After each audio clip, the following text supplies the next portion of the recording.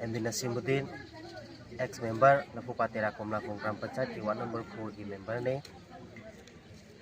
Hairiba thongdok aduda dukan taret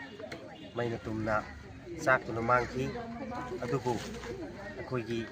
Main Imphal Kendra ki police station ang panki fire brigade service lai aduga Hianglam Kendra ki su fire service lakpi adubu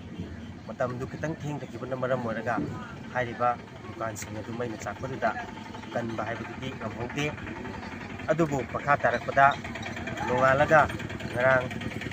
tang 15 hangjani mit asida akoi Main Imphal Kendra ki kai khunajariba honorable MLA ingona panjarabada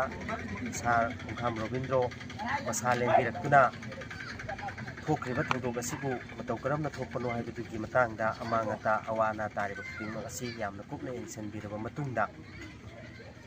hojik dukan chakriba miyoising asigi matam khara temporary oina leiba yananabagi leifam leitriba khudingma asi leiba yananabagi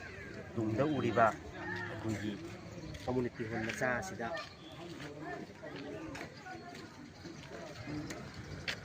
community hall macha asi khajalaga lainanabagi damakta asangba senfam puthokpirami aduga makha tarakpada hojik awana tahuriba khaipuna magasisu gomengi maigidigi tanaba yaba compensation tananaba honaba matamda asauba daita lobiduna angandinaba honagani haibagi thajabusu pibirami masigi damakta lamda masigi lekai asigi miyamgi bihut sinjaraga honorable MLA Sar Robindro bu thagatpa phongdokjabaga loinana haiba asigumlaba awana tarabasida lakpiduna